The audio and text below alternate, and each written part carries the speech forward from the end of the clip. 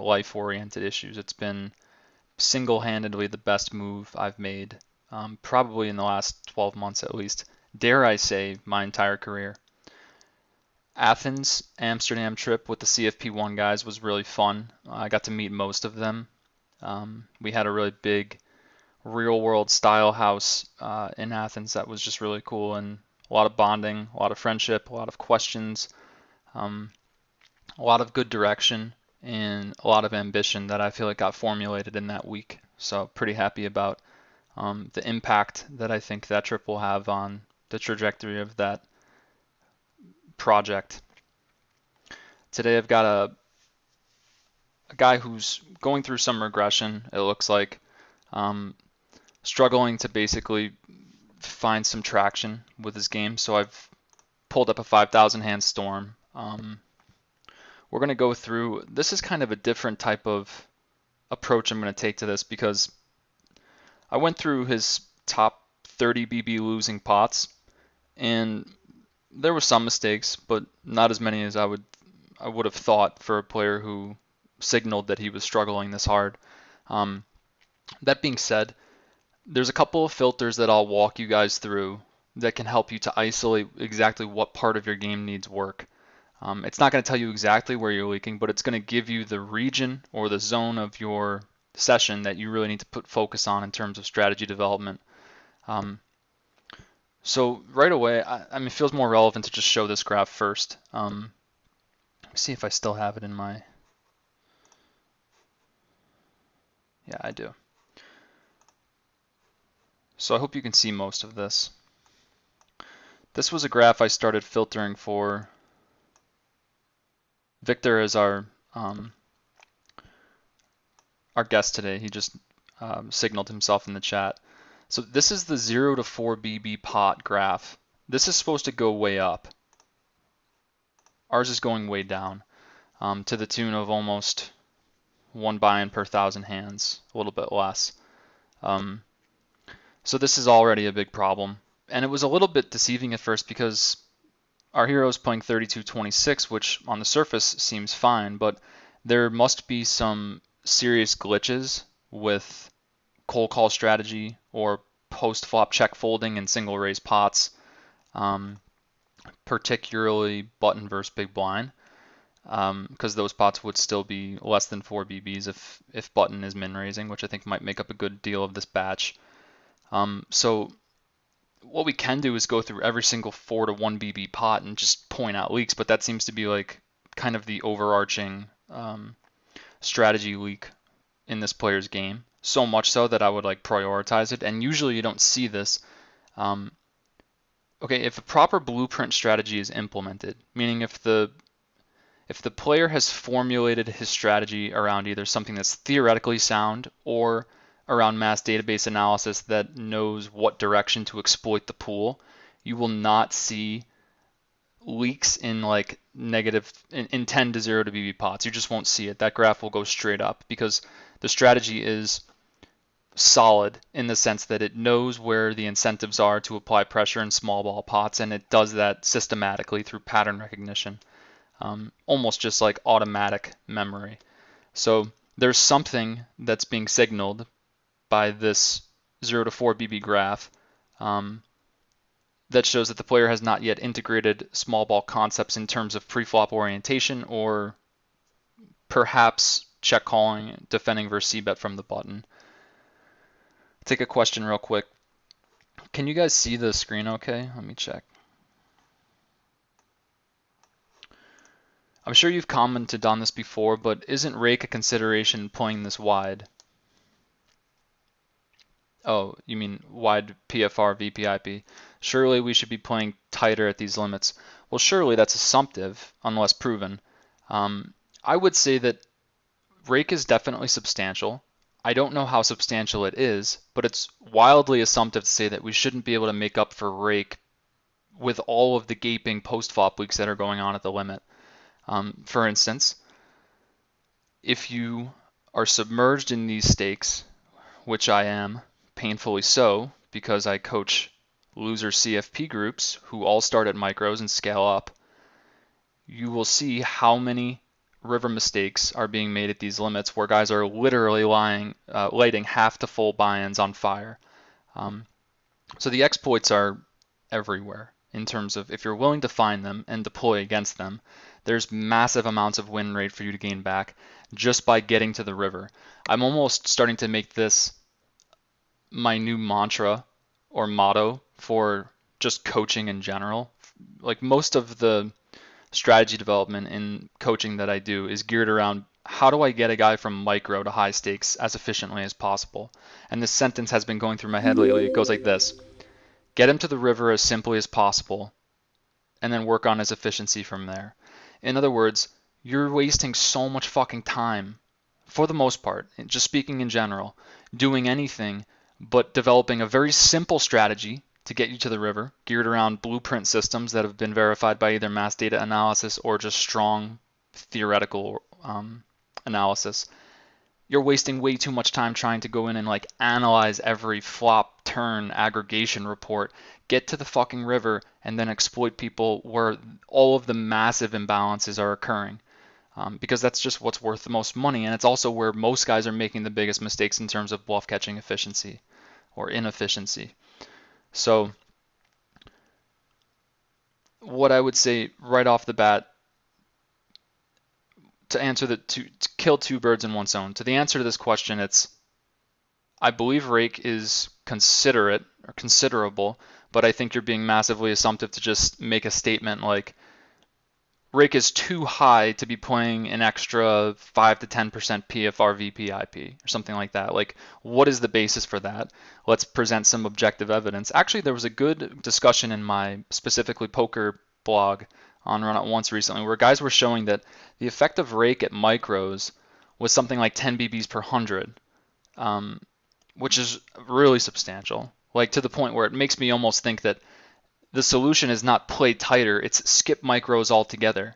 Like, go off and study with a group that you feel confident in, then go convince a backer that you're worth staking and move straight to 50 cent or 100 NL. If the rake is really as bad as it seems, and apparently it's not because there's still big winners at like 25 NL, like someone posted that some of the big winners are running at like 7 BB per 100. But like from a practical point of view, and this takes a little bit more vision, what the fuck are you doing at micros if you could actually play higher? Like, that's the wrong way to put it. If you're actually getting swamped by the rake to the point where you could jump to 50 NL with the same skill level or 100 NL with the same skill level as you're playing at, 10 cent and have the same win rate because of the fact that the rake is not hitting you as hard, that's a no-brainer. All you have to do is convince someone to either stake you or get your bankroll high enough, take a loan out from somewhere, and do it yourself. I've talked a lot about this in the past in terms of grabbing your balls and making moves in terms of scaling your career. A lot of guys are not considering that there's other options besides banging your head against the wall at 10 cent no limit. Like, there really are. You probably just haven't exhausted them yet because they're going to require some difficult conversations with people who you didn't probably want to put yourself in vulnerable positions with. So that's my take on that. And I'm feeling stronger and stronger about that lately, that like the reason that there's so many guys stuck at 10 cent and 25 cent is twofold. The rake is really hitting you hard to the point where it's cutting your edge substantially. But secondly, you're not using good vision and problem solving skills to combine the rake issue with how you're going to scale your progress beyond this. It's almost like quicksand if you think about it. So this is something that I feel more drawn to in terms of coaching material lately, is how do I get the guy to see that the way that he's positioning himself in his career is actually not built on a strong theoretical foundation. And by theoretical, I mean you're not mapping this properly. You're not approaching your career in a way that scales as quickly as you would like. In fact, a lot of you are putting yourself in a position where you're just going to get squashed by futility. So brings me to my next point, which is something I wanted to sort of unroll in this Twitch. This is an idea that I had from the Amsterdam leg of the CFP trip, and it's still something that's in the very preliminary stages. I don't exactly know how I'm going to organize it yet, but there was a conversation that developed. I think it was the first night in Amsterdam. Um, we had one guy who had won a volunteer stream. His name was Connor. You might remember him from one of the storms.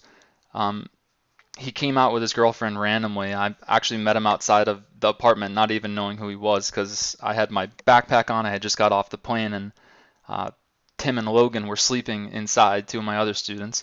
This kid walks up with his girlfriend. I don't recognize him. He's like, "Are you Nick?" And I was like, "Yeah." He's like, "Hey, I'm Connor." They ended up staying with us for the next 3 days, and we talked a lot about um, overall macro career approach. He was someone who was transitioning back into poker after having a full-time job as a chef. So a lot of his questions were geared around like, how do I know when it's time to go back in hard? How do I know when it's time to transition back into poker um, as a professional, more or less? And this is something I'm so interested in right now because if you take a look at the content I've produced in the last year or so, just in terms of private coaching, the packs that I've put out, they're really good in terms of getting the guy to understand the independent learning pattern and also layering it with just solid analytical guidelines, blueprint strategies, mass data analysis, obviously, and simplified, well-balanced strategies being like the heart of it.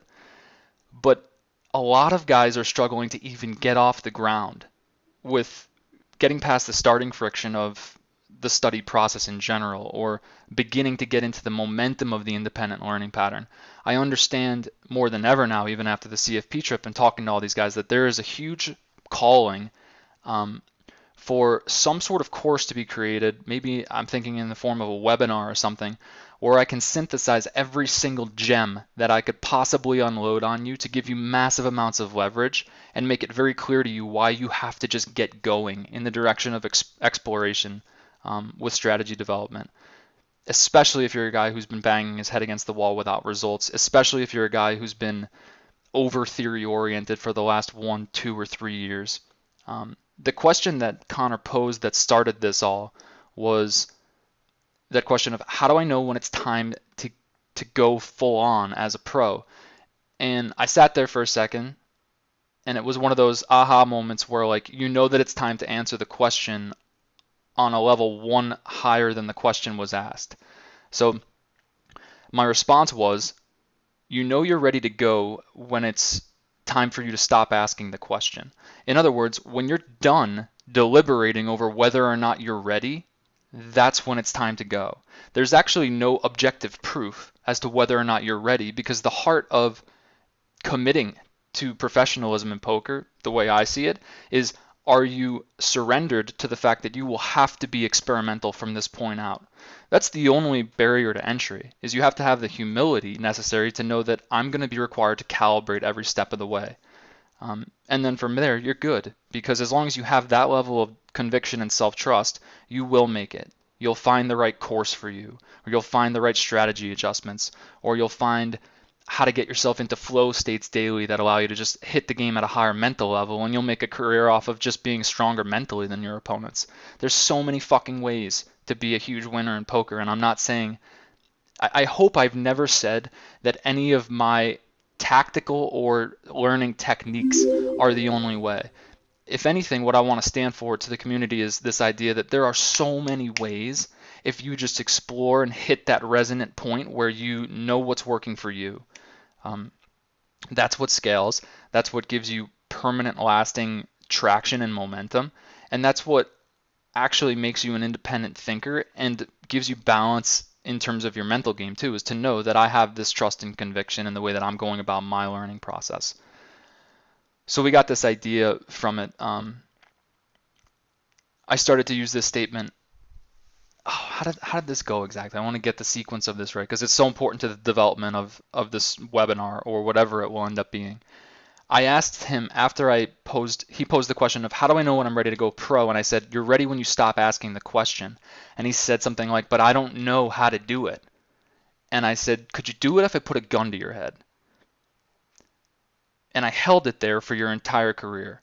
Meaning, once the gun is loaded and your life is on the line, there's a different type of energy that occurs in the student's mental pattern, just in terms of how he approaches the day-to-day leverage point of strategy development and the necessity to keep moving to the next most incentivized target.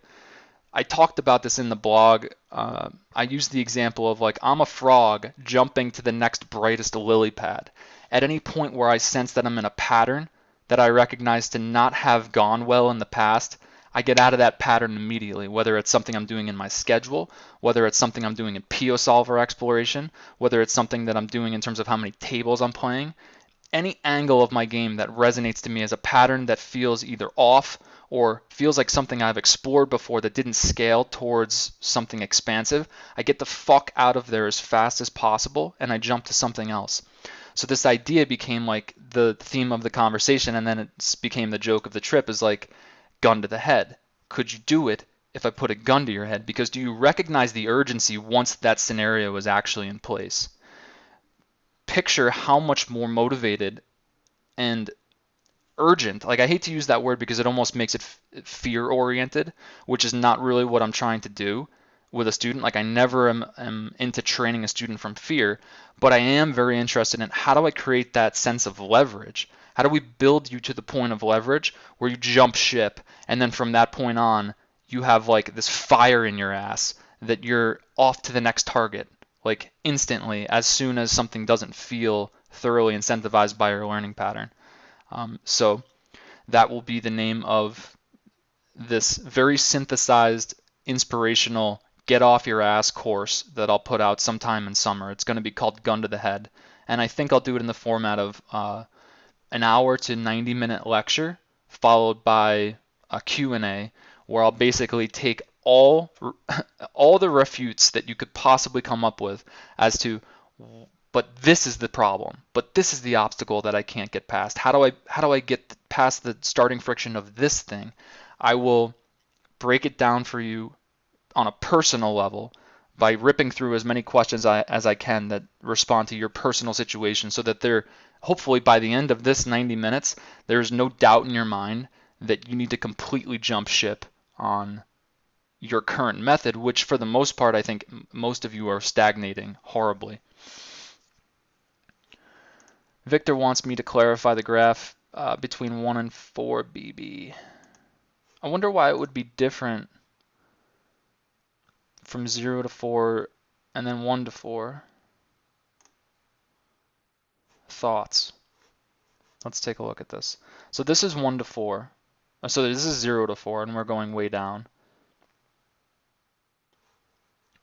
I don't see how there would be a difference unless you're leaking really hard from the small blind. What the difference would be in 1 to 4.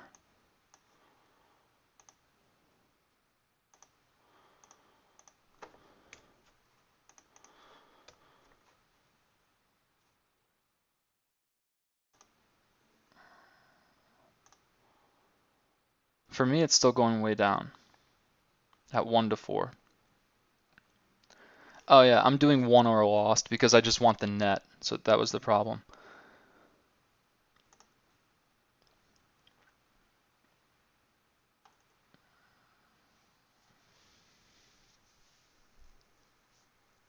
This would be like one of the questions that belongs in the gun to the head. How can I deal with downswings, ton of setups, when I play the spots good that are tilting me?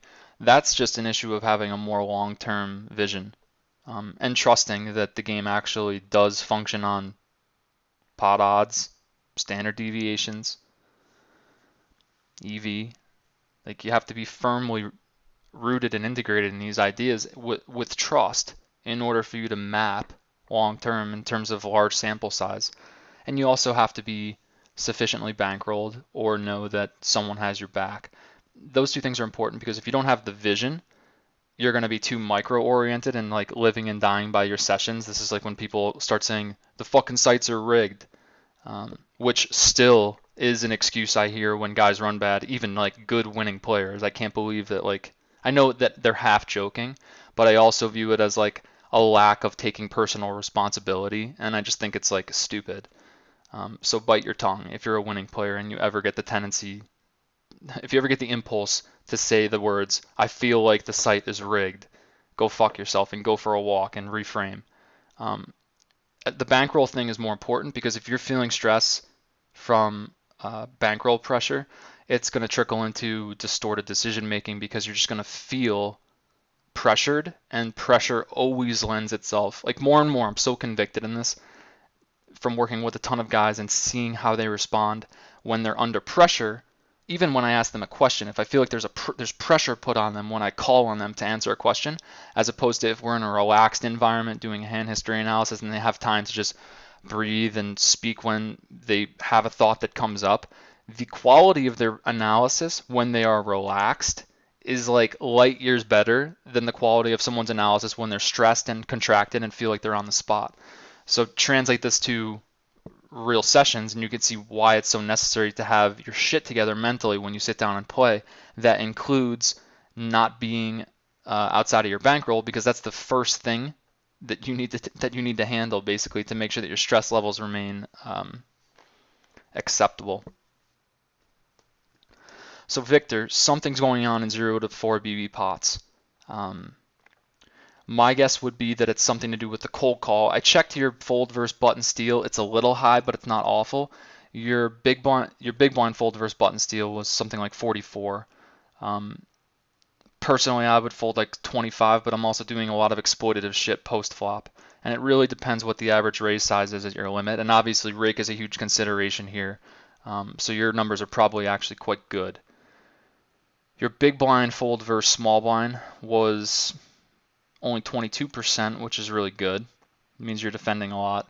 Part of me wants to go through and just rip with 4 to 1 BB pots and see what the hell is going on. Let's do a couple more filters first. Like let's do 5 to 10.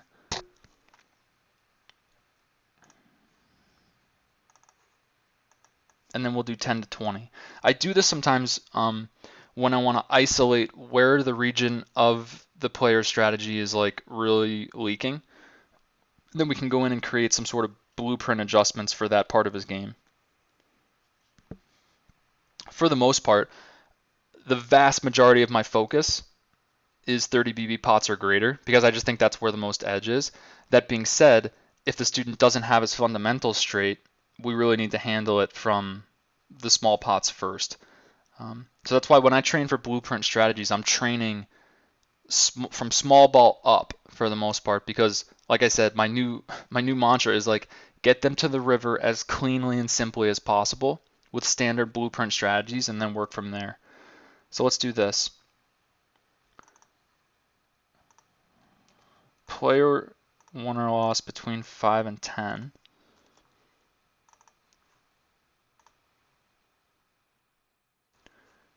I mean, that's a little better, but that should still be significantly winning. What's up, everybody in the stream? Thanks for coming out. We're doing some quick micro graph filters. I want to take a look at 10 to 20 now.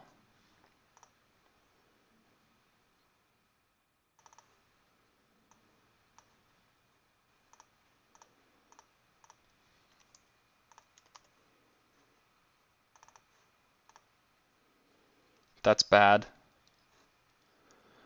And I'm just going to do 20 BBs plus. Usually I'll do 30, but 20 is close enough. Keep in mind, guys, this is a 5,000 hand sample, so like these 30 BB pots are going to be quite skewed to the point where I probably shouldn't even look at 30 BB plus. What's alarming is that no filter up to 20 BBs from this sample is good in terms of winning. So there's definite leaks all over the place. It's probably hard to isolate it to just one thing. So what I'm going to do for the rest of the session is just go through every fucking hand, because I think that's the best way I can create a context for you and give you the most value for this time.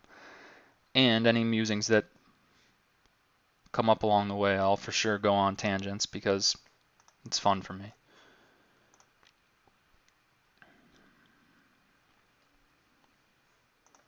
Okay, let's do it like this. First, I'm going to show the marked hands from the top 30. I did a 30 BB plus filter and I marked 4 hands from this batch. This is a 2-cent, 4-cent sample that the student was just like messing around with, trying to pick momentum back up as he headed into a new site. So it's sort of like practice session for him as far as I understand.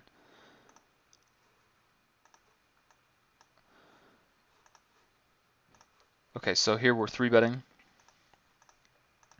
facing 4-bet call. Is that right? Uh, I think this is close. When I marked this, I thought it was a 3-bet check fold, which is why I thought it was a leak.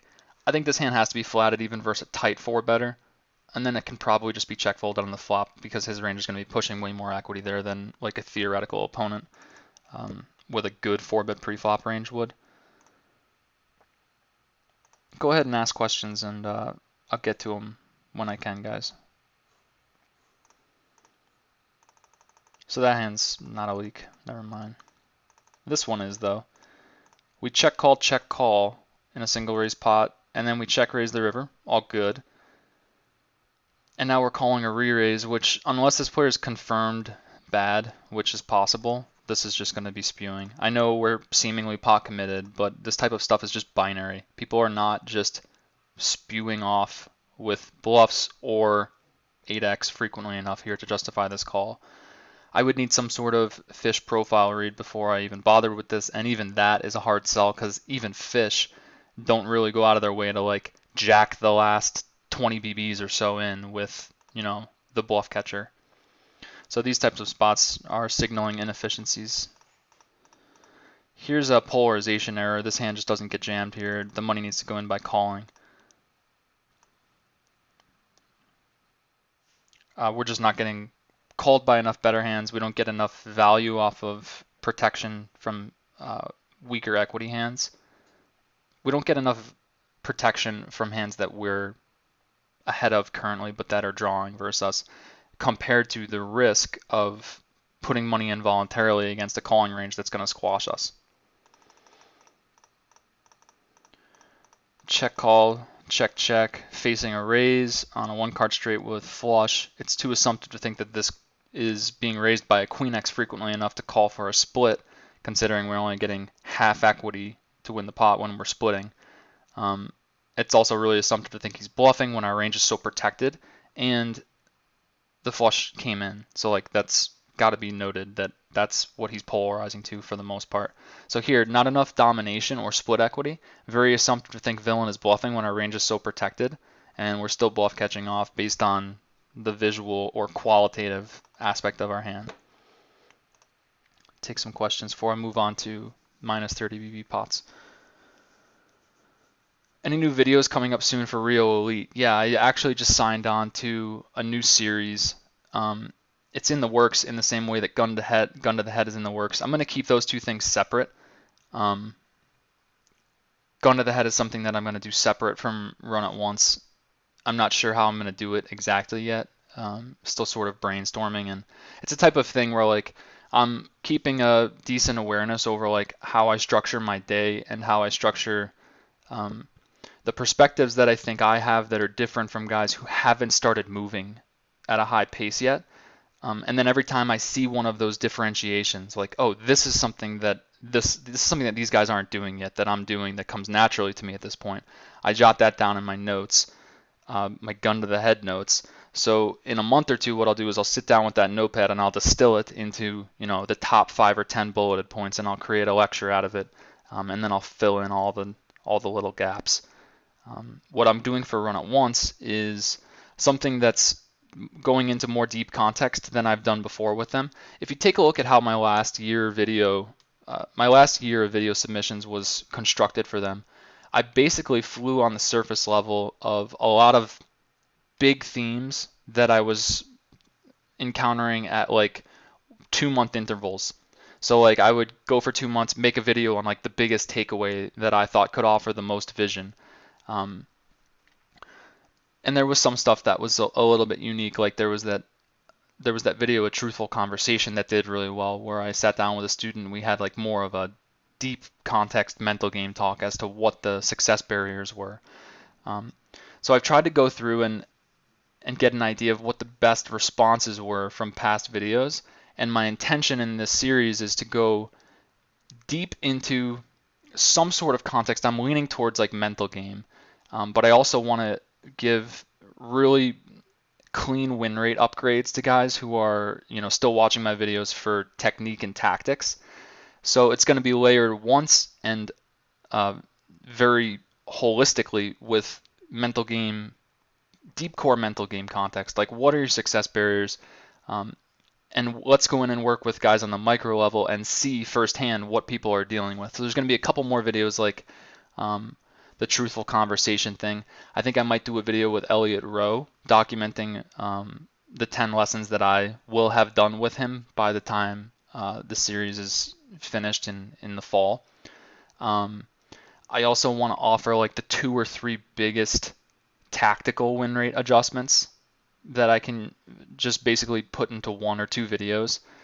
So it's just going to be firing on all cylinders of like anything that I think really is able to go, and anything that I think is connected in some way to either win rate immediately, tactically, or mental game deep core.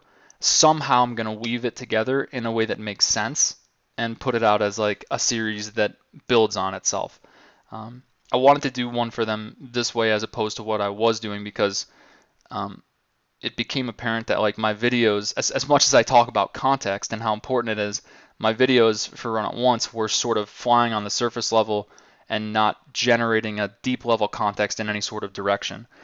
While I still thought that they were valuable, it's always cool to go in and take something and dismantle it, reverse engineer it, and be like, okay, what are the themes? How does it distill itself, and then how does it map in a way that scales? This is how I always produce every pack. Is I'll go in and I'll do like an immersion program with students.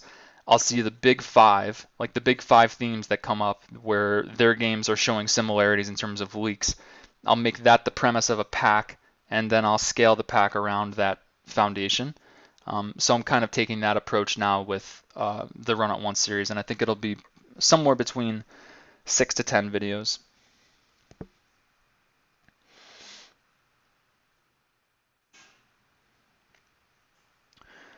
Question. Over the 10K hands, VPIP equals true from big blind, 1 lost, 1 and 4 BBs on break even, red line negative. Is this the issue? I'm not sure how to interpret the VPIP equals true from the big blind. Like, does that just mean that you're posting the big blind? Because I get confused with what these filters mean. If you're break even from the big blind, that's very, very, very good. Almost impossible. I mean, you should clearly be losing from the big blind. I think I don't know if that's the best filter, and if it is, I don't know how to interpret it. I think you're better off looking at your overall BB win rate and comparing it to other guys. And again, I don't even know how to interpret that because of like the rate considerations at your limit. It might be acceptable to have a lower BB win rate. What I'm here for more than anything is just to look at hands, because it's not my strong suit to go and do like the really aggregate micro stat research that doesn't have a context around it. Like, I can do that in some ways, but if we're going to head into territory that I'm not like totally familiar with yet, like a filter like that, I don't feel as comfortable. I like the really general filters. Like, if I show in 0 to 4 BB that you're losing, that's a fucking problem. Like, you should not be losing in 0 to 4 BB pots, because when you're losing, that means other people are winning. It's a reciprocality thing. So in every filter that you do, you should be winning. Like, it's either you or them, gun to the head. So let's take a look at 30 BB pots and less.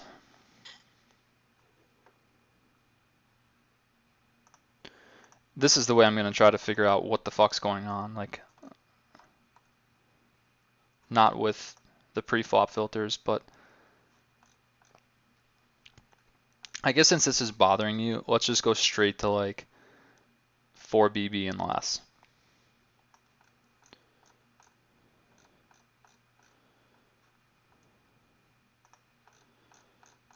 Something's going on here post-flop. We're going to find out what.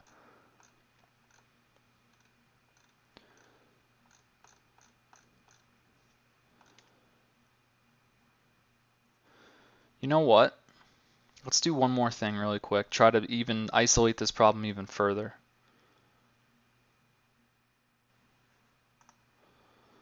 Let's do, just for shits, I'm going to do 0 to 1.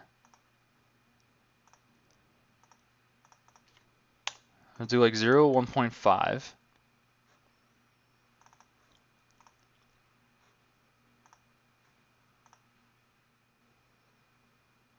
Yeah, you're fucked. Unless there's something wrong with my hem. You're massively leaking in from the big blind and small blind.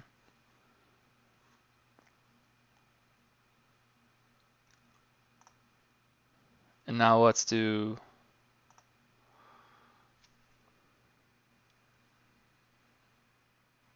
could be a rake thing too, but I doubt that it's only that.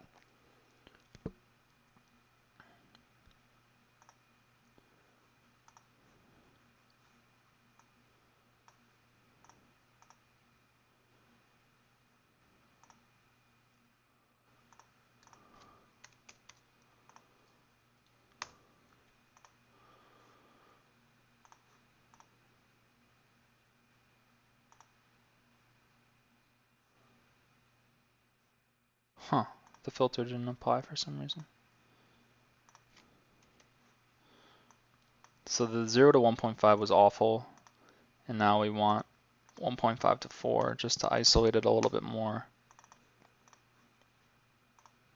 And this looks better. Okay, so something's going on with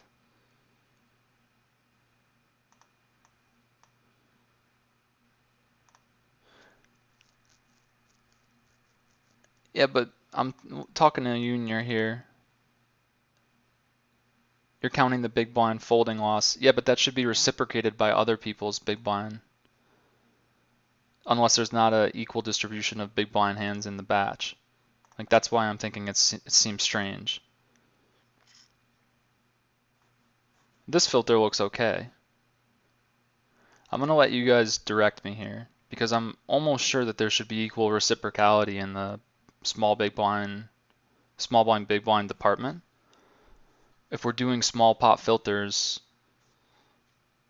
it seems like other people should be folding their big blind equally to us. So our 0 to 1 BB, or 0 to 1.5 BB pots should reflect both ways, which is what has me kind of confused. If this is really just a rake issue, that's fucking crazy. Seems crazy. Let me take this question real quick while you guys think. I feel like recently I started arguing with the coach/coaches in sort of a passive way. You mean passive aggressive? Because that's not good. Which I really don't like and can potentially something my future not in poker, but in other areas, like you're seeing this show up in other areas of your life. The reason being is because other students are not doing their work and I'm sort of stuck in this cycle and they are not on my work ethic level and coaches kind of don't give a fuck. What kind of program are you in? Are you in like a coaching for profits program?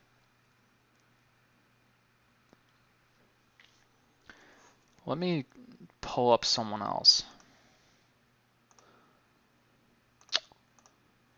and test out this filter.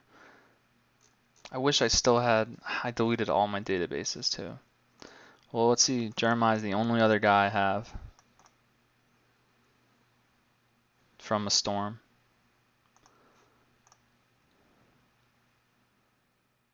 And he wasn't doing so hot either in 1.5 to 4. Let's check him out in 0 to 1.5.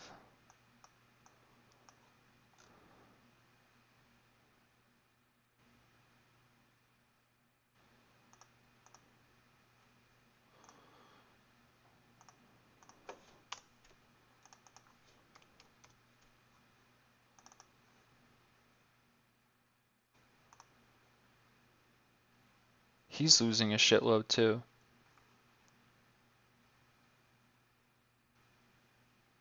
I don't really get it. Can anyone explain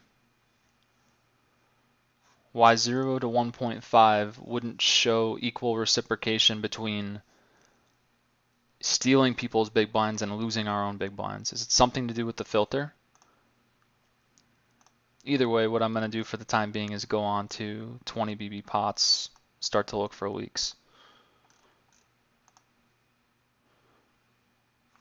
Got to get out of this database though.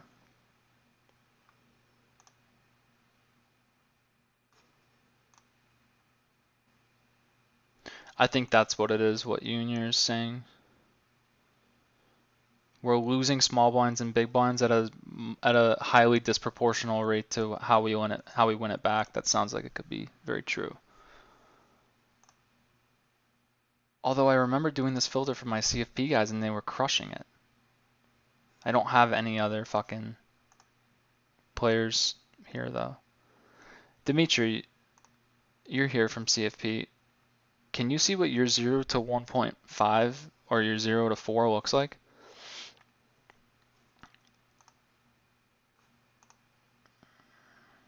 I agree with that, like what JC Jordy just said. I'm just trying to think.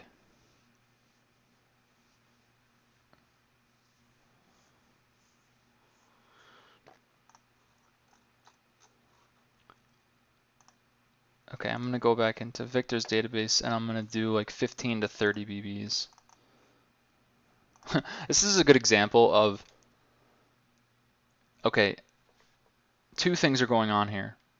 I can't figure it out, what's going on with the 0 to 1.5. I think what the guys are saying sounds right, which is why I think I was initially wrong to say that that line shouldn't go down. But more relevantly, I'm getting the feeling that it's a stagnating focus. So like from a level of humility, I want you guys to look at what's happening here, because if you're in a Skype group or something and you get caught on something like this, the tendency is to spend the next 2 hours banging your head against the wall at a level of analysis that you're not capable of solving.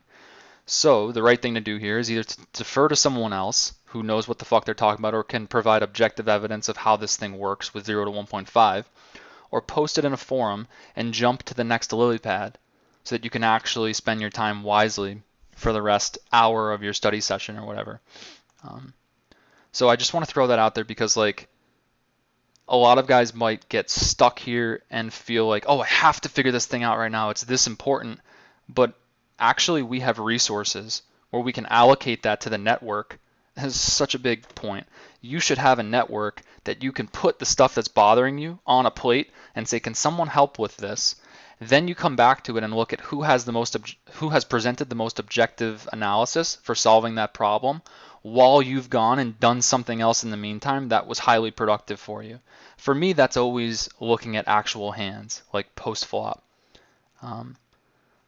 which is why I've built a team around like mass database analysis, because in a lot of ways, the finite art of it is not my strong suit.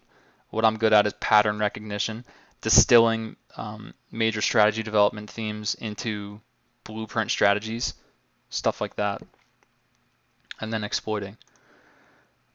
Okay, let me take the second part of this question. Yeah, I am in CFP. The thing is, they don't help me integrate in the sort of way that I want them. I don't want them to babysit me, I just want a little help. And the other problem is that I'm passive aggressive. I kind of go with a passive aggressive approach, and other students are half in and half out. Okay, I would say two things.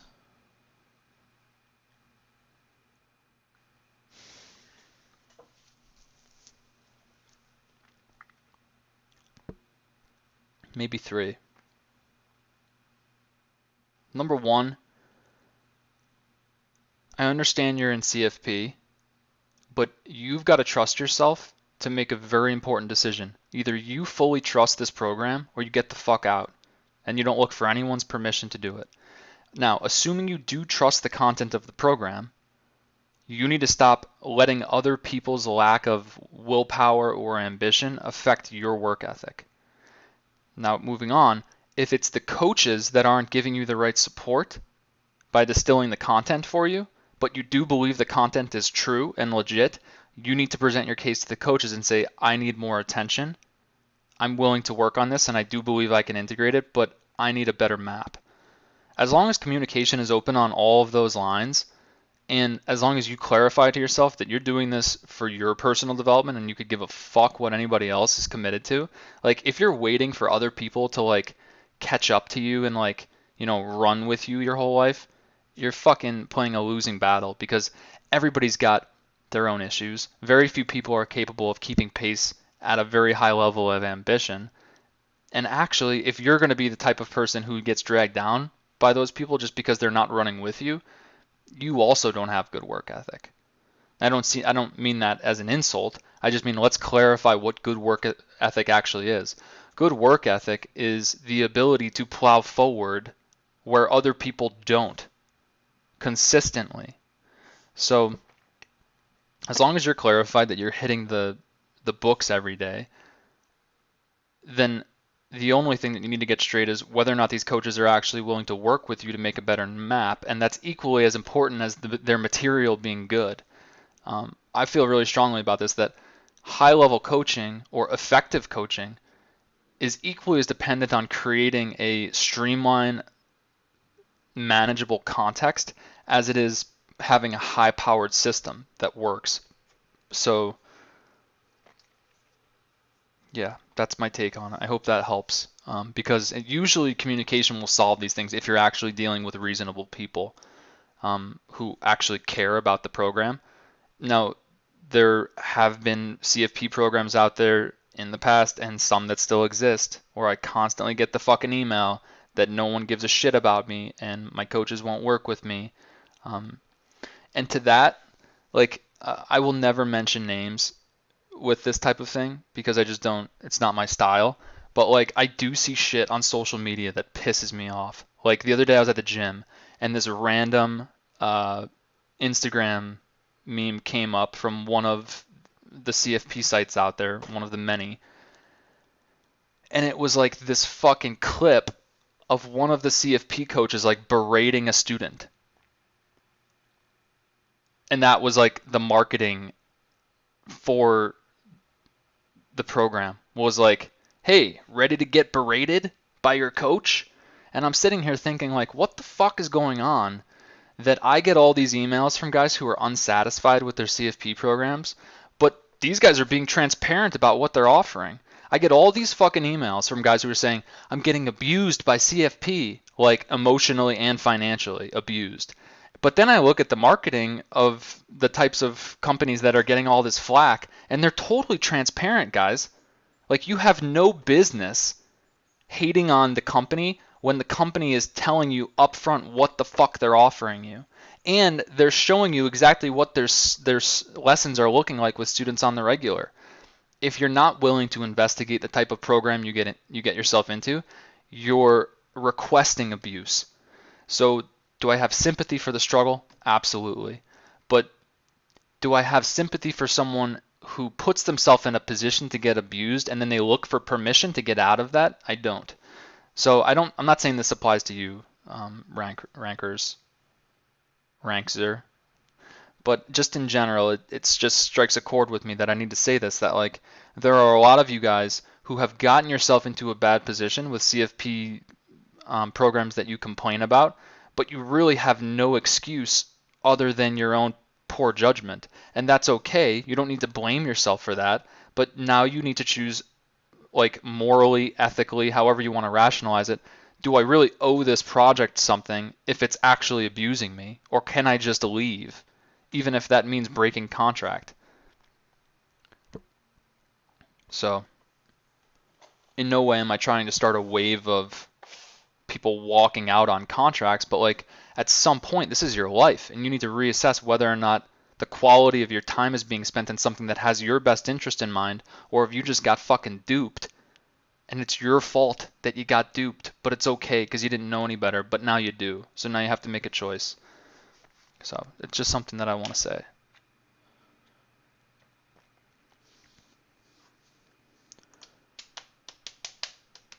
Okay, hands. 20 BBs.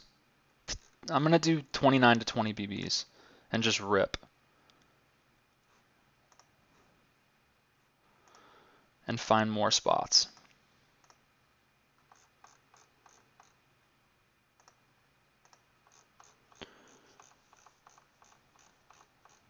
I'm going to go down to 10.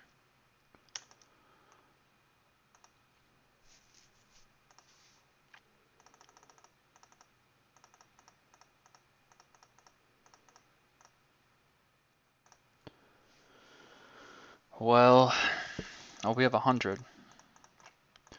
Usually, this type of call on the river will be profile dependent. In other words, if I have a fish profile on this player, this is a clear call. If I have no confirmed profile, then this is going to be a fold. And it's really that big of a difference because once you have we call it a volatility metric, it changes the entire confidence interval of what this guy's range looks like from pre-flop all the way out. So this is the type of hand where you really need the player read in order to make the right play. It's a very clear call versus a confirmed fish, and it's a pretty clear fold against anybody who's somewhat competent.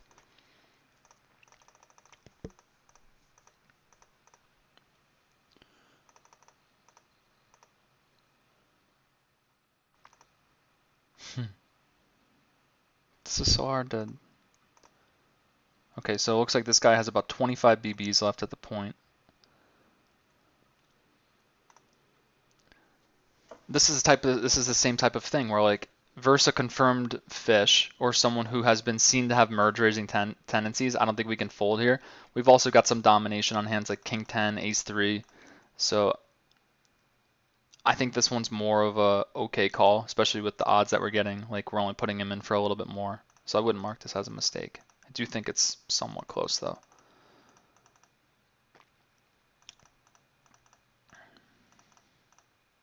That hand's fine.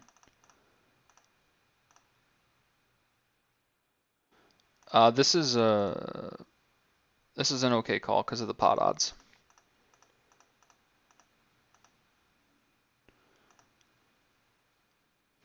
I would stab this flop just because I think it's the best way to exploit the imbalance of the pool. This is a hot spot zone for check fold, and I would just take the more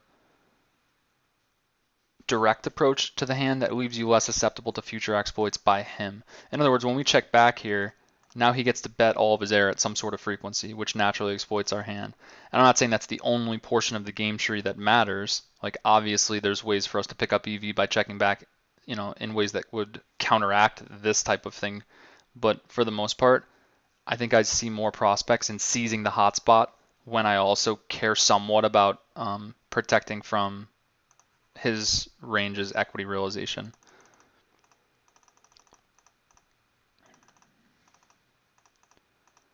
That hand looks fine.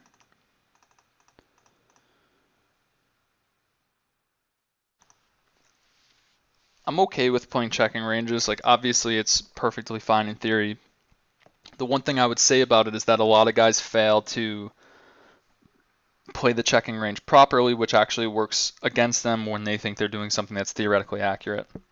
So just a caution there. Like this should not be a check fold. It's a perfect example. Backdoor flush draw with a pair is a clear call.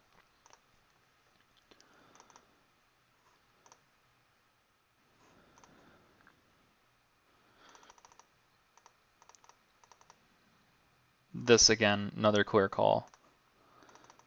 I mean, yeah, we're calling a 4-bet, but now we're flopping pair plus bottom open-ended. Like we just have so much equity here versus aces, kings, ace king. Like even a hand like if he has ace jack, we've got a lot of equity versus that. Can't find that fold. I think the core of this is probably revolving around passivity leaks, if I had to guess.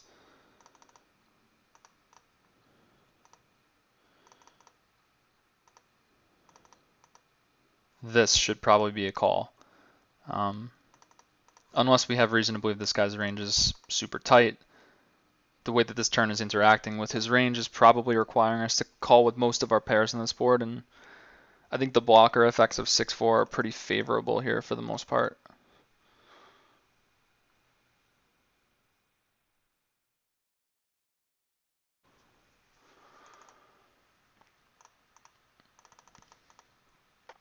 Yeah, versus King King, he has a straight on a queen. That's true. But you also get there on a 7, and your 8 is also alive. So like, I think what you're not recognizing is how much your pot odds matter when you're visualizing his range. Like, do you see how much equity you have on ace king alone? And do you see how much of his distribution is comprised of ace king on the flop? Because if you can see that, it makes it easier to stop focusing on specific hands that you're far behind, and you can actually get a better grasp on how much equity your hand has versus range.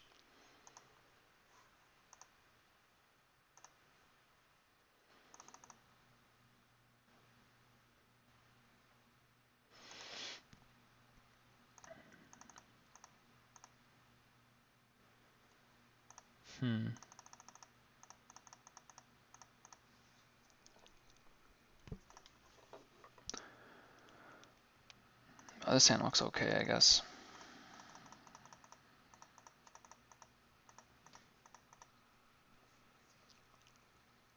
I can't find the fold here either unless I know this player is like super, super tight.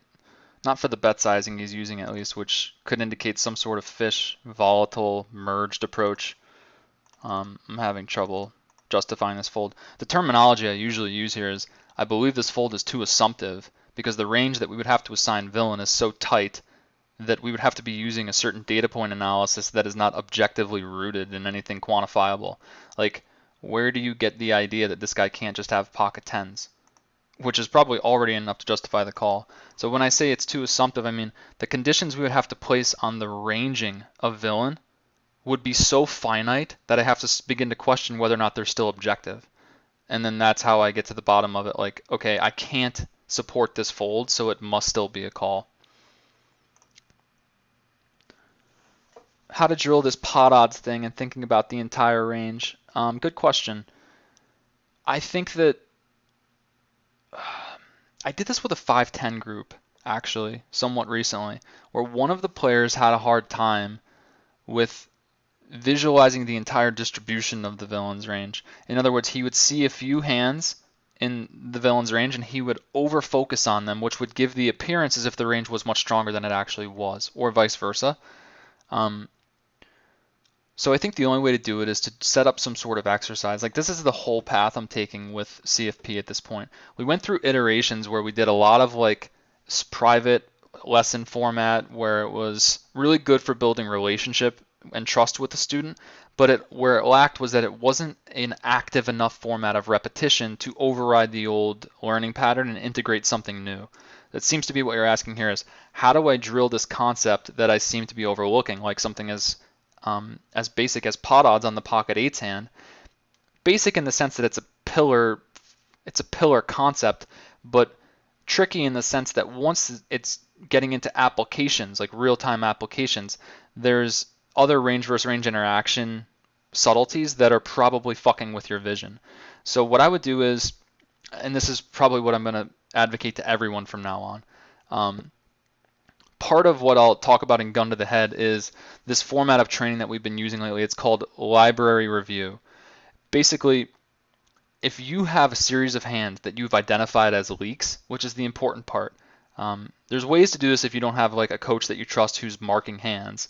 You know, you could talk yourself through whether or not you believe your analysis to be objective and continue to refine your analysis to the point where you declare that a certain hand is a leak.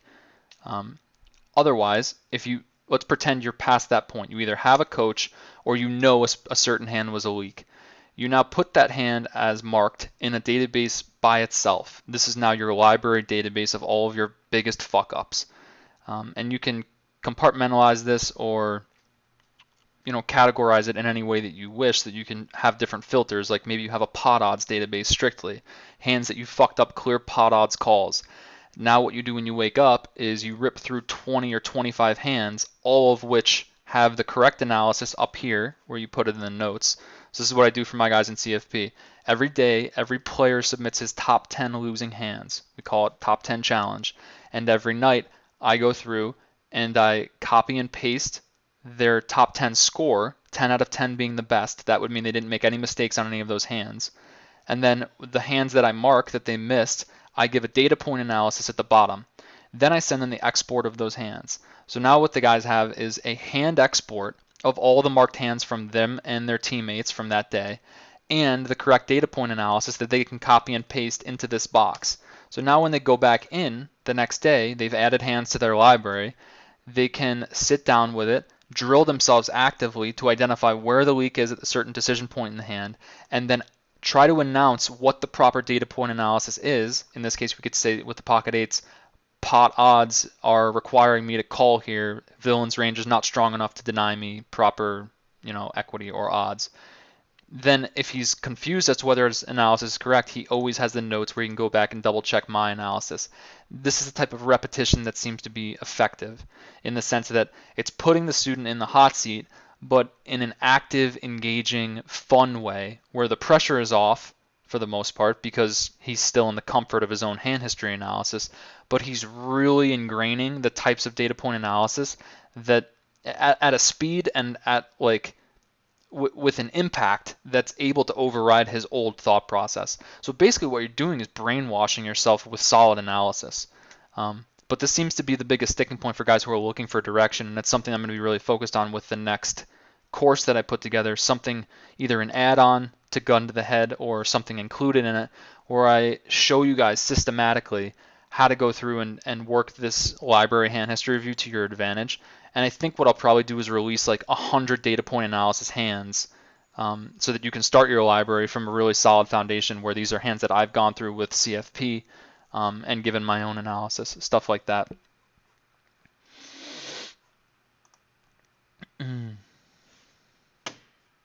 Sorry guys, I don't mean my words to be expensive or elongated. Sometimes I just have my own language for this type of stuff because I've been required to come up with words for shit along the way. I think it's still simple. It might just be a little bit larger it might just be expressed in too many syllables, but I think that the idea is simple. This hand looks fine. Appreciate you, dog. This hand looks fine. A lot of what I do when I run these, because I do so many of them, is I wait for my pattern recognition to spot something, and then I'll go back and I'll look at the hand again. So in a lot of ways, I'm flying at cruising altitude when I do hand history reviews, and I trust that intuitive pattern recognition to guide me to spot a leak. What I won't do is overanalyze every hand and range everyone. I'll do a quick flyby of the hand, and if it feels standard, I leave it alone because I trust at this point I've done enough of them to recognize what standard looks like. And if there's some sort of anomaly, like in this one, I'm just wondering why our player's checking back the river with Jack high. Maybe I missed something.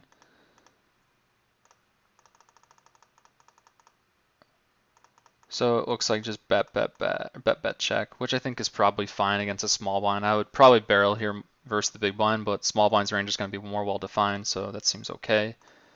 Apparently not at 5 cent. He's flatting queen 3.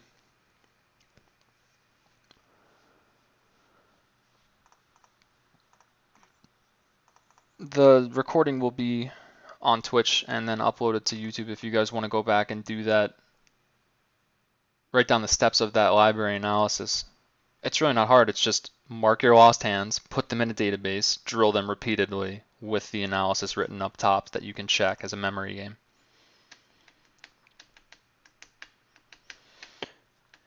Yeah. Victor's saying, I posted on Rio, don't bluff ever unless you know it's plus EV. It's a good starting point. And there I think that the hotspot differentiation is versus small blind, that is not a hotspot to triple barrel river usually. And versus big blind, it becomes much more of one. There's no way around this other than stating that there are subtleties in terms of exploits that cannot be defined in baseline metrics.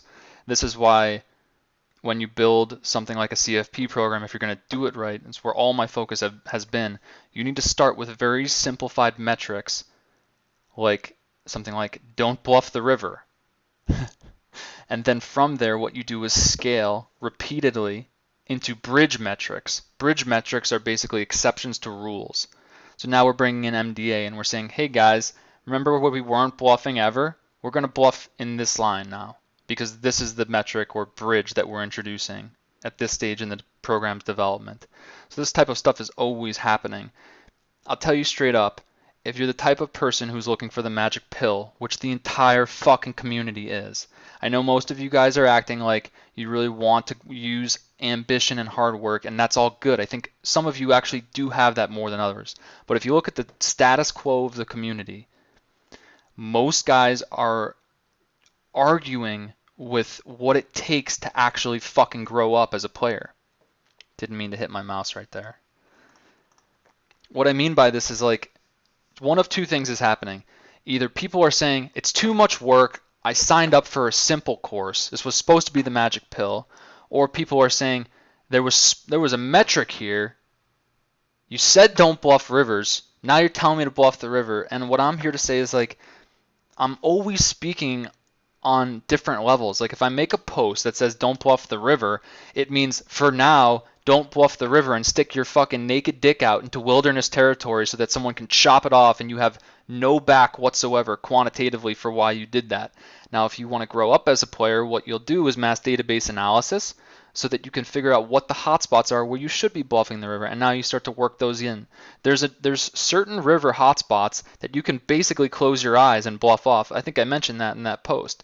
The problem is it takes a little bit of research if you don't have a good coach to go and identify where those are. That's why I made the night vision pack. It's there for you if you want to go and do that research. And for the CFP guys, what I've done is I've made a standard line metrics worksheet, which is basically all of the very distilled mass database analysis blueprint strategies that we've taken from night vision to be applied universally throughout the pools. Stuff that works consistently because people are overfolding versus aggression in these spots, and stuff that works consistently because people are not folding too often on rivers in these spots. So it's just a system that gets put in place that will eventually be bridged out of, but for the time being, it's the best that we can do for the stage of the development. So I understand this is frustrating to the learner, especially guys who are not like in my inner circle and know that they're scaling with the coaching program. Like I'm specifically speaking about CFP right now. But if you're somebody who just reads my blog, I understand it could get frustrating to see me be like, okay, here's the general approach, now go do the work.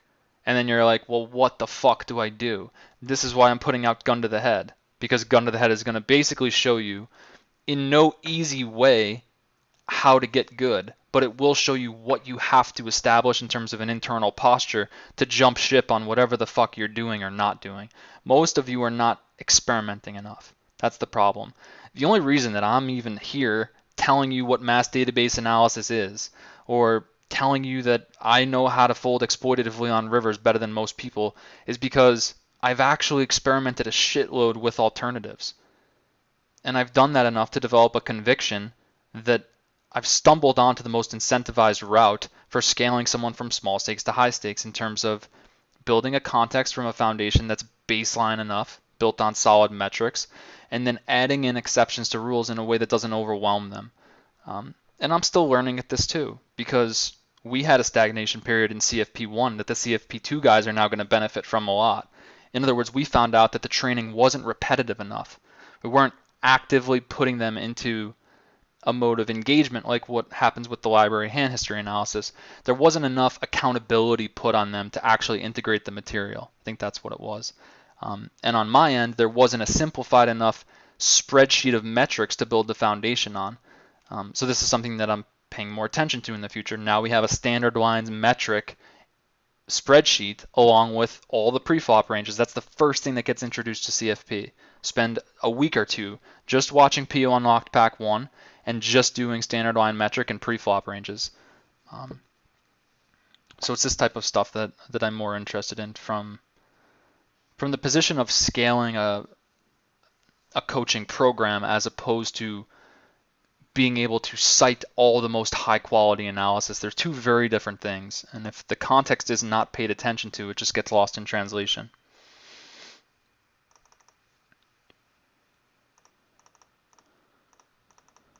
What happened here?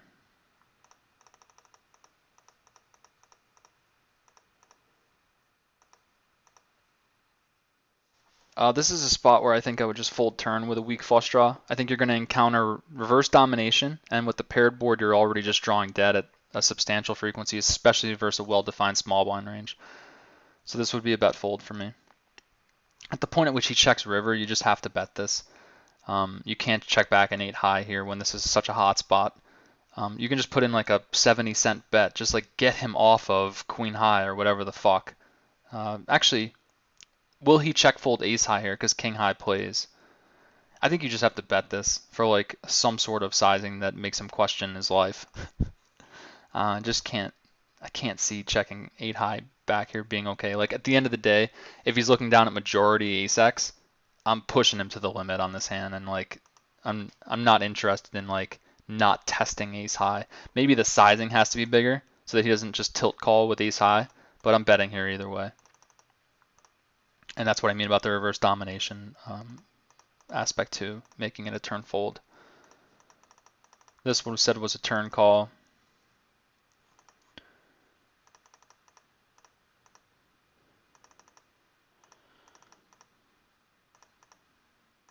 That's fine.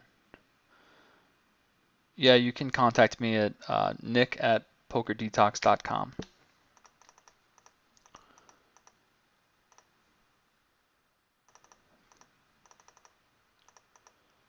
That hand looks fine. This was the one that I said looked fine versus small blind. Okay, that's where we left off.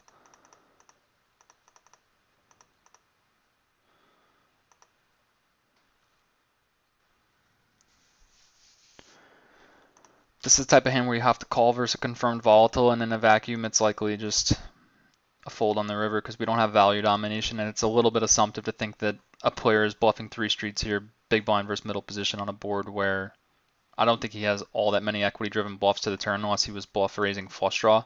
There's subtleties here in place, like there's no gutters. That's a big deal on the turn because now it means he's either got to be barreling naked or he check raised a bunch of flush draws that now he's following through with, except the 10 is going to complete some of his flush draws to a pair, so it's going to reduce his overall amount of bluffs.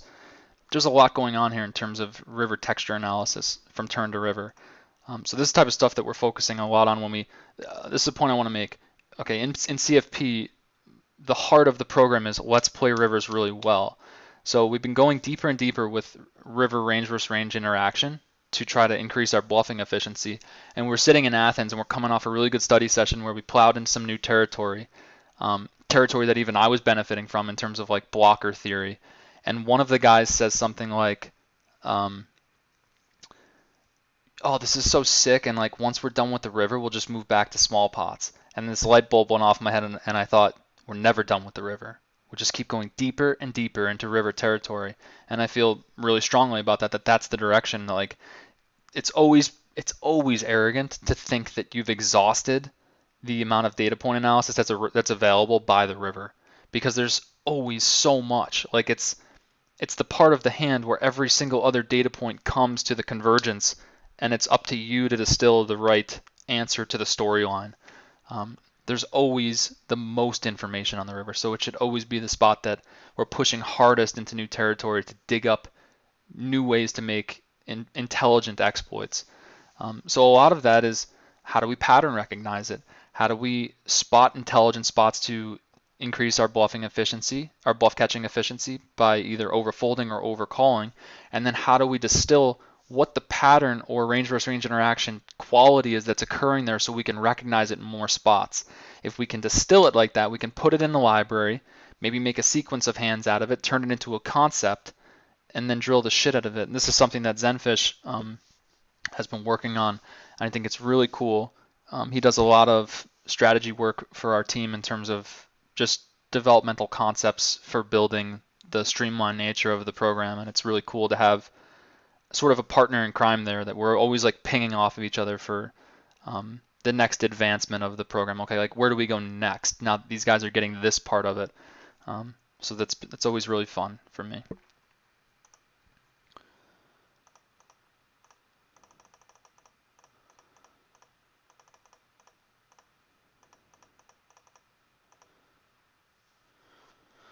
I mean, this looks pretty assumptive too. Basically, we're saying he can never have a dominated ace.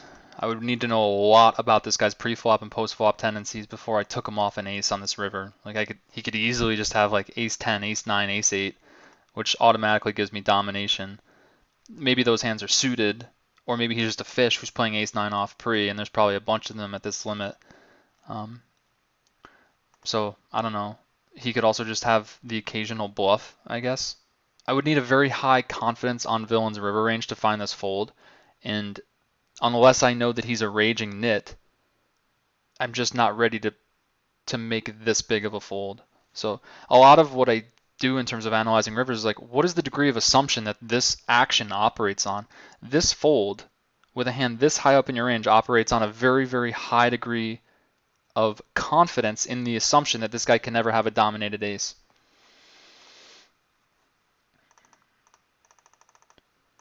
Or bluff. I do think he would be under bluffing there though. This hand's probably a call. Even though this player's middle position, which usually makes this range tighter, this board particular is going to lend itself to a lot of extra bluffing and merge raising just because it doesn't interact well. And you have two overs plus backdoor flush draw and backdoor straight draw, so this is an overfold. This line is not as strong as you think. A lot of times it's just merge oriented and they misplay on future streets, and I've definitely seen just naked spaz bluffs there.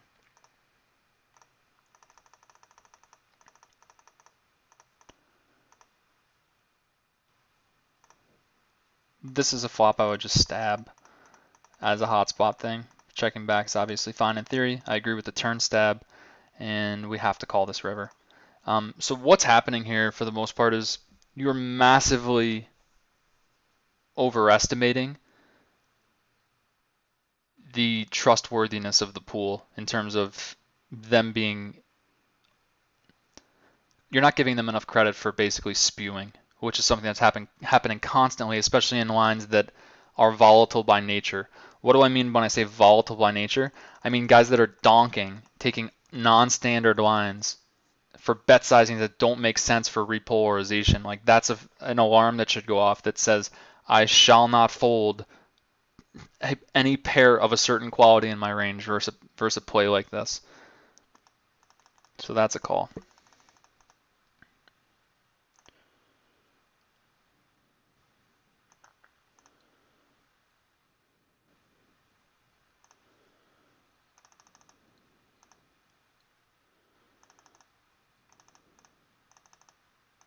This is a call.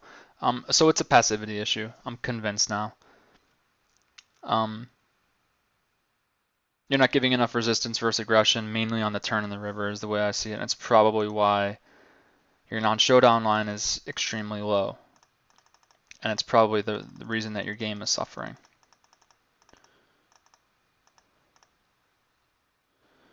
That's okay.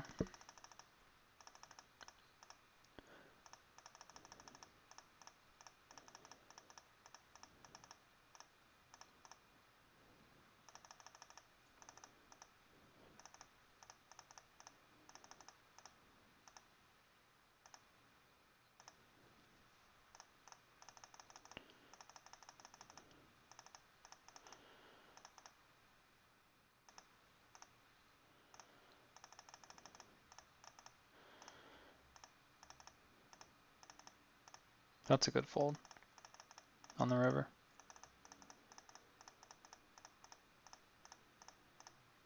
That's a fold.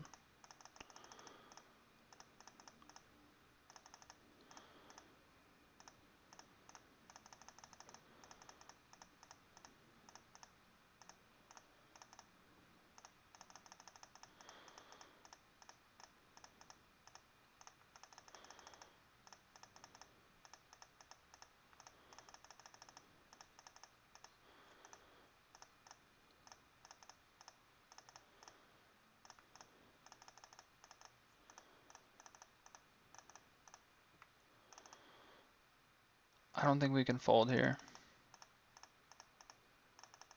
Yeah, we have to call here with two overs and nut flush draw.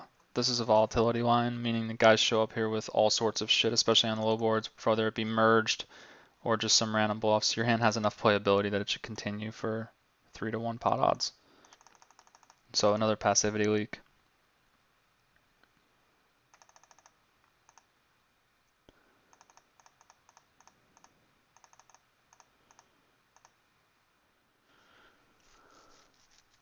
This is probably too assumptive also. I don't think our blockers are great in terms that we block a lot of his gutter floats, but I think it might be too assumptive to assign him only to King X plus here at a rate that doesn't have him betting enough flush draw to incentivize us, or just random backdoor flush draw floats like ace jack, ace queen with a diamond. We're obviously making a really exploitative fold if we fold this hand, and I'm not quite ready to say that I think his range is so unnaturally polarized. Like, I can see how he could have a certain amount of bluffs here that would unload, that would incentivize us to call.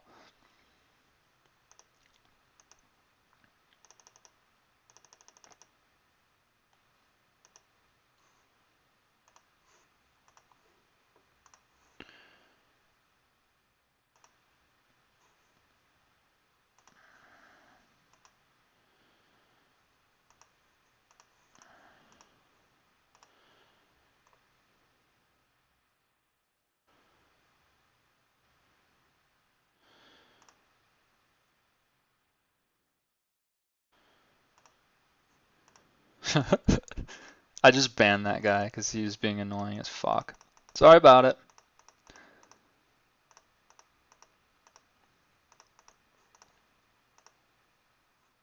This hand looks okay.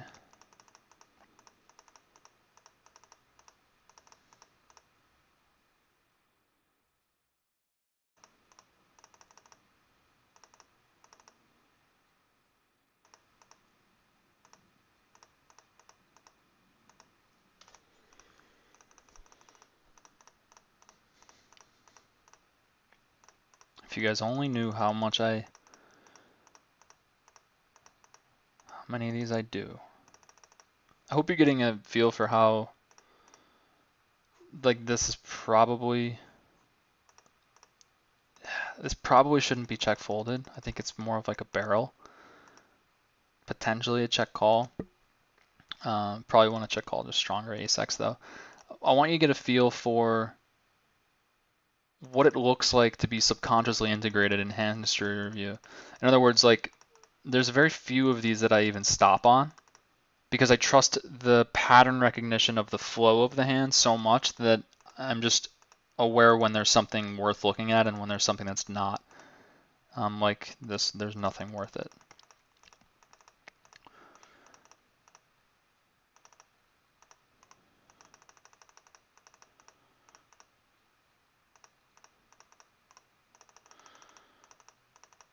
And a lot of that is just integrated, that I'm integrated with the standard line metrics to know what's acceptable and what's not, what's interchangeable, what's not, what's worth making a big deal out of EV wise, what's not, and then where are the real glitches? Like, at some point, I want to wait until I see one that pops up because I'll be able to like show you what it feels like for the energy of the research to come to like this halt, and you know there's something there.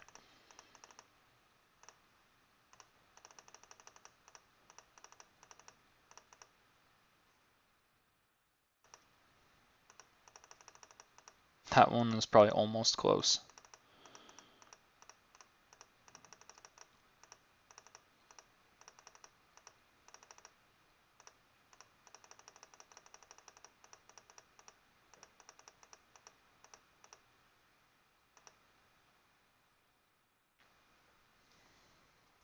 This one's kind of close. I think this is probably a call.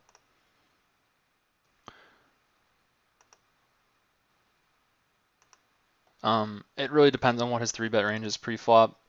It's likely it's a fold if this guy is not any sort of, if he's not playing any sort of reasonable 3-betting range versus MP, he'll hit the king too hard just with ace king alone.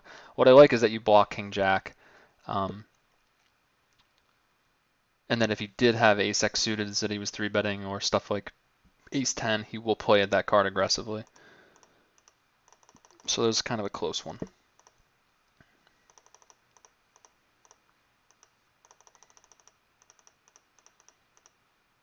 This is another spot where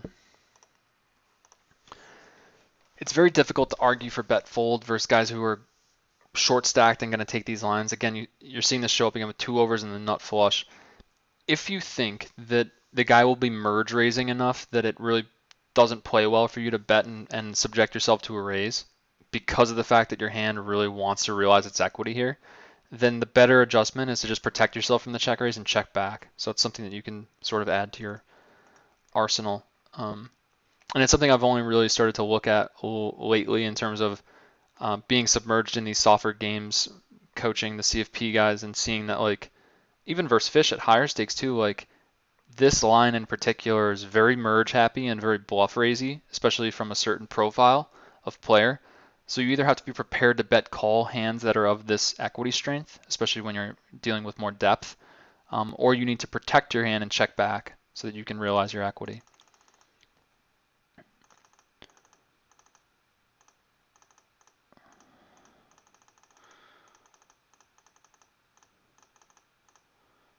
I would call this. I can't get behind that because we're dominating a portion of his value range. We could just be beating overpairs here. So like that's something that'll jump out at me that like there is, because my decision tree is somewhat,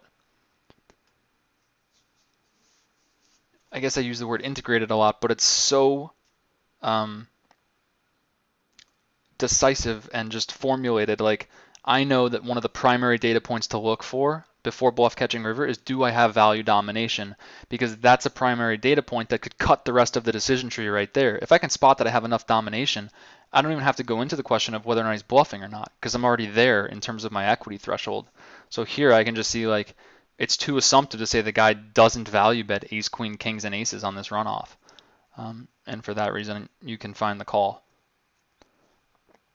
Okay, I think we got enough here to work with. Hopefully offered you some value, Vic. Quick announcement. I'm going to be playing in this heads up tournament for the Solve for Why guys, led by Matt Berkey and friends.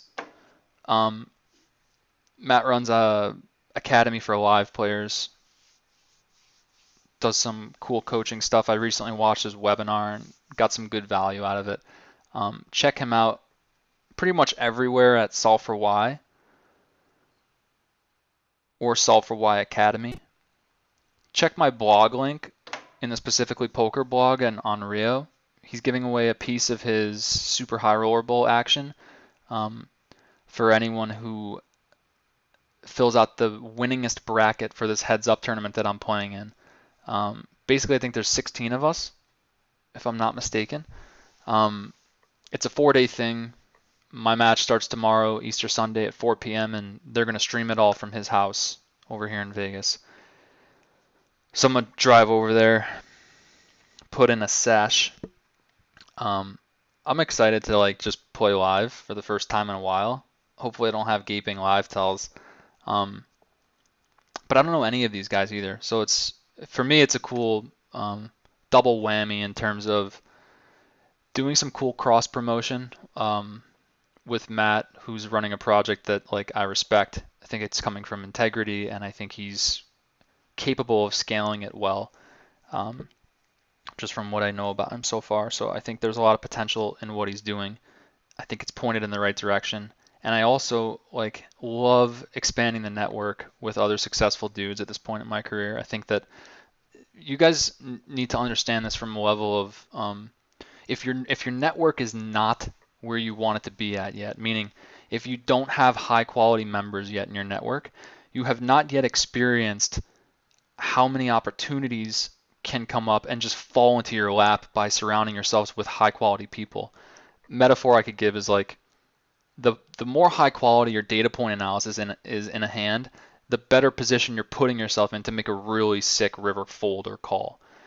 It's similar with your network. The more high quality people you have sort of orbiting in your network, the more chance you have for something really cool to fall into your lap, either for me like in terms of something that's cross promotional or just in terms of some sort of opportunity where someone's putting a team together for a certain project. Put yourself out there, offer value to people who you think are like coming from the right potential and the right place of integrity, and watch how that shit spins itself into an upward spiral of abundance. I'm going to post on my blog and on my Instagram the link to the stream tomorrow. Fill out a bracket because there's no reason not to. It's free equity. I voted for myself to take it down because what else am I going to do? It would be a conflict of interest for me not to. I'm not even going to recommend that you guys vote for me because that's also a conflict of interest for my super high roller bowl piece. But go ahead because I think that I'm definitely underrated in this thing. But that being said, I don't really know anybody else in it, so I can't really speak. Final thoughts. Someone says, Tim Ferriss says that you're the sum of the 5 people that you spend the most time around. Do you think that's true? Yes, but there can be exceptions for specifically for people who are positioning themselves in the coaching industry. Um, and I do think that there's like a fine balance to that. Like in a lot of ways, I would have to honestly say that it would have probably been more beneficial for my development to have people who had their shit more together as one of my 5.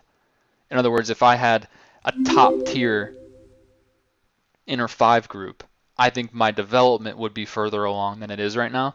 But because my 5 for the most part is usually like students who are in a developmental phase, I think that I hinder myself on the level of being able to aspire to someone who's already got more than me and more knowledge and understanding and success. But what I gain in a way is a clarification of how to build the bridge away from the struggle. So it's hard to express which one's more valuable. I think it's all about where you're pointed. I think, especially after speaking with Elliot in a couple of these last sessions, something that's been mounting for me is a strong desire to kind of take my foot off the brake more with life in general. I know that's sort of a broad metaphor, but specifically with regard to I'm going to gear back on how micro and intense I am in my coaching format, and I'm going to give myself more space to ascend back into playing and probably playing really high. I think I'm going to start taking some shots at nosebleeds if I feel so inspired. I'm going to play the series, but just for the most part, giving myself the privilege to no longer obligate myself in a way that I felt has been what I wanted to do for a very long time, but now for whatever reason the energies are changing, and while I'm still very committed to the projects I have going on and I have developed like a lot of friendships with those guys so far, I'm really thinking twice about how much I want to scale the micro aspect of coaching. So what I'll do is I'll either continue to just put packs out. Like I want to do this webinar thing. It's like really on the tip of my tongue. Gun to the head is happening because it feels like it's coming from a really inspired place. But as far as whether or not I'm going to scale super, super hard with CFP, if I do it, it'll be because I find a way to systematically organize the metrics in a way that can take a lot of the guesswork out of it and can be really efficient and doesn't require me to be there nearly as much. Because there's a certain micro strain that occurs when you're not spending enough time with guys who are developmental and like more potentially oriented. Like I would much rather focus on larger strategy development in general in terms of like industry development, and even just playing some stuff, just like playing, building different projects. And I think what we have with CFP right now is like a simple enough map that I could almost hand it off to someone who I trusted and allow them to run the program because we have enough stock content and we sort of have ironed enough stuff out that I could at least get the program off the ground for the first 2 months or so and hopefully scale any micro player to like 100 NL SSNL winner, which I think is like a really cool accomplishment. If there's something out there like that that exists, I would be really proud to basically put it in the hands of anyone that I trusted. Okay, cool. Last, because I think this is a good question, how do I start building my network? Offer value in any way that you can, because the last thing that you want to do is be someone who's leeching on someone else's network. That's not something that scales. So I'll give you an example, something I still do. Anytime someone new contacts me that I'm interested in working with, I always lead by saying, I'm really interested in going further with this and getting to know what you're all about. Let me know how I can offer you value. But part of that is because I know I have value to offer in some way or another with either my products or perspective on poker in general. Um, so I would really audit yourself for what the hell can I offer, even if it's a little fucking nugget that you have that's special that no one else can offer. Figure out that one thing that you can approach and be like, hey dude, I'm really good at like clicking buttons fast during hand history analysis. Something fucking stupid. Like anything to be able to offer efficiency to someone else's model is where you want to start. Um, I think I'm also going to do a pretty large Skype facilitation merge, Skype group merge, where I'll like around the time of gun to the head, I'll also offer um, something in the way of, okay, you have a 12-hour period to email us your Skype, and we'll add you to our Skype group. And it'll be like this very short window thing where guys who are very serious about wanting to get grouped, we'll go ahead and we'll facilitate grouping for you. We'll do roll calls and be like, what stakes and sites are you on? And we'll basically just go down the line and try to pick relevant groupings for you guys. And for me, like, I think it's something cool that I can offer because I already have access to a lot of different angles or points being people. So I can basically put a post out and be like, I'm facilitating a Skype group thing, contact me, and then everybody is able to meet at a convergence point for a 12-hour period and start groups. So, okay, that's it. Is weed bad for poker? Not necessarily, but don't do too much of it. Final question. Thanks to everybody for coming out. Thanks, Vic, for donating some hands. See you guys tomorrow on the stream, and follow my Instagram for updates. I'm going to try to take this heads up thing down and then go on a little Easter egg hunt at night. Peace, boys. Good luck.